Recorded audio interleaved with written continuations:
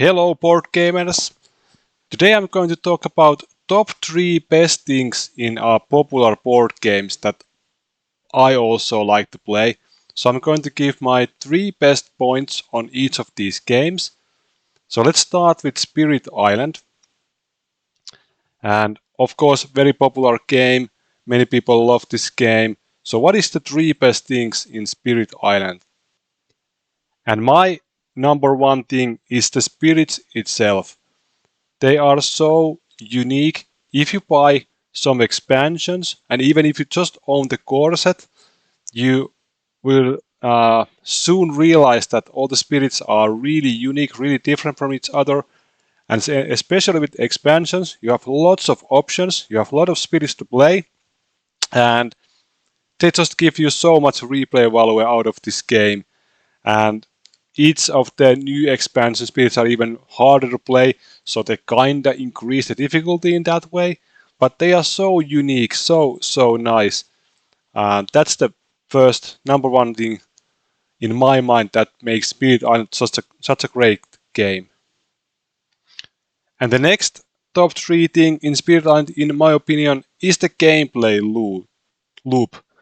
You are constantly trying to figure out how to avoid the blight on the land and keep the natives alive, and how to destroy all the villages and towns the enemy is going to spawn on the map.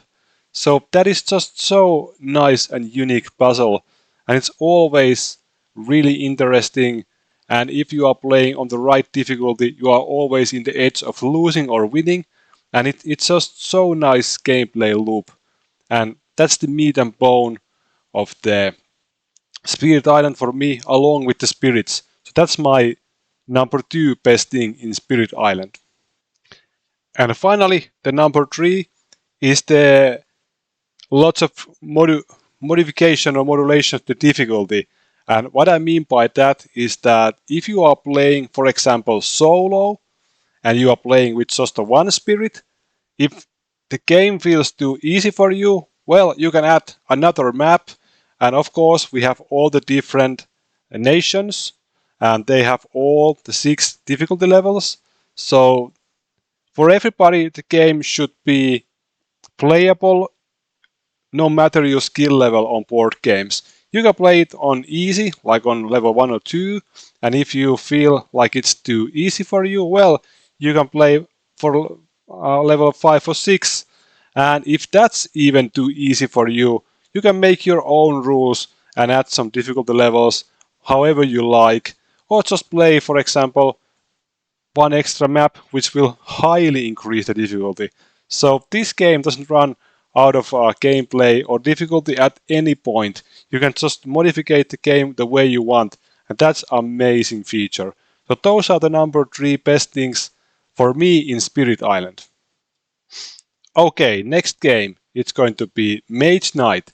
So what makes Mage Knight such a great game? Here is my top 3.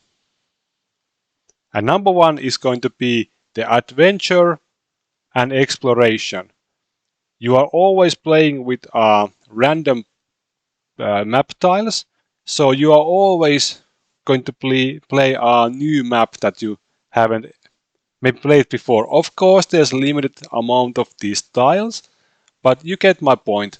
And it's always such a fun experience to just see what map you're going to create this time, what areas you are going to find, where you're going to go. It's truly amazing and such a fun mechanic in the game, and I like it. And my number 2 is going to be the puzzle. How am I going to play my hand? How am I going to win my battle with these cards? Or what card should I use for movement, etc. It's always such a fun puzzle to figure out, especially at the end of the game where you have more stuff happening, you have bigger hand, more unique cards and stuff like that. It's always such a fun and challenging experience. And my number 3 is going to be similar as in Spirit Island. It's going to be the difficulty you can increase and decrease however you find the best way for you to play. All these cities, they have what is it called, some kind of number dialogue that you can roll. So that determines the difficulty level of the city. And if you want to increase the difficulty, you can just increase that number and you are going to play a lot more difficult game than you used to play before. And vice versa, you can decrease it if you feel like the game is too hard for you. And trust me, Mage Knight is hard game already. But if you want to get more challenge and increase the difficulty, you can just increase the number on these downs. So like Spirit Island, this game offers you a lot of difficulty options and increasing difficulty level the way you want to play it. So that's truly amazing feature again. Okay, next game is going to be Voidfall. And my number one thing is going to be the different factions. There are a lot of different factions in the Voidfall, as you can see in this picture. And they all are quite different from each other. There is 4 starting factions, which are copies of each other. But all the other factions, they are unique.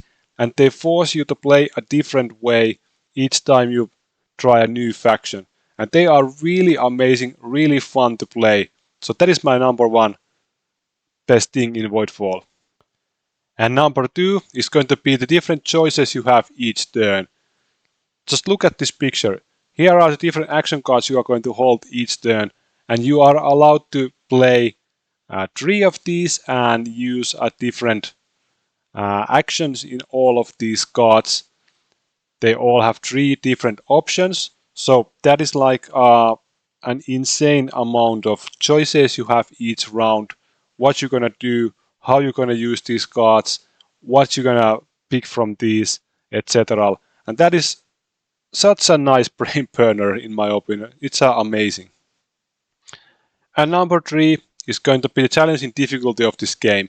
If you play this on hard, it's really hard to win the game with each faction. And the game is really challenging. Even on the normal when you are learning the game. It's going to be taking a few rounds to even win at the normal or easy difficulty. And when you try the hard difficulty, it's really hard game to beat. And I heard the expansion that is coming up is going to increase the difficulty even more. So this is really a challenging game with lots of replay value. Okay, next up is going to be Elder Scrolls Betrayal of the Second Era. And number 1 is going to be absolutely the amount of gameplay you get out of this huge box. I can't even tell you how much replay value this game has. It's such a big game. There is a almost endless amount of replay value in this game. And it's insanely nice. It's such a wonderful game with high replay value. And next thing is going to be the character creation. Oh my god, it almost feels like I'm playing some PC game like Diablo or something like that. The way you can build your character is truly amazing. It's a huge step up from Too Many Bones, and it makes the game such an interesting game. There is so many different combinations, and we are going to get even more with expansion, I'm sure about it. And even at this point, it's a huge variation on different skill lines you are able to fit together with other skill lines. And it's such a fun experience. And number 3 is going to be the combat. It's kinda simple combat, but it has enough depth to be interesting combat. And the AI movement is really streamlined. You don't need to use any flowcharts or stuff like that. It's going to be really easy to determine where they're going to move and attack. And the combat is so fun to play. How would I describe it? It's like the perfect fit for me. Not too deep, not too shallow, just the right amount of stuff you are going to be able to do. And all the delves and dungeons and stuff like that really increase the depth of the combat in this game compared to, for example, the Too Many Bones. And all options to move around and use your range and stuff like that. It's just a really amazing combat. I really like it. Okay, next up, a little bit lighter game. It's Ark Nova. And number one has to be the huge unique deck you have. You have over 300 cards and they are all unique. There is no duplicate of any of the animals or other cards in the deck. And they are so nicely done. Nice artwork, lots of different options to choose. And it just makes the game really shine with the huge deck you have where you're going to draw your cards. And next thing I would say is the queue planning. It's so interesting mechanic where I'm going to place my kiosk and stuff like that, and where I'm going to place my my animals and the animal cages, and what tiles I'm going to uncover. Just a lot of options how to build your queue and where to go next and what you are trying to accomplish. Do you need water or what kind of elements you are going to try to find? And I really like the planning of the queue, and it's a really interesting mechanic in this game. And my number 3 is going to be how you play these action cards. The strength is shown here, and when you choose to, for example, build, you're going to look at the strength of the build action number. And that's a really, really nice feature. And then it's going to move on a different spot. So you have to use all the cards. You cannot just use the one card because it's going to stay at the same spot if you're going to use it from the spot 1. So that's a really interesting mechanic. I haven't seen that mechanics too much in the other board games. So I kind of like it. For me, it's a unique feature of Ark Nova, and I like it. And next up is going to be Gaia Project. My number one great thing about Gaia Project is the random map. You're going to create a map from these tiles, and it's going to be a random each time.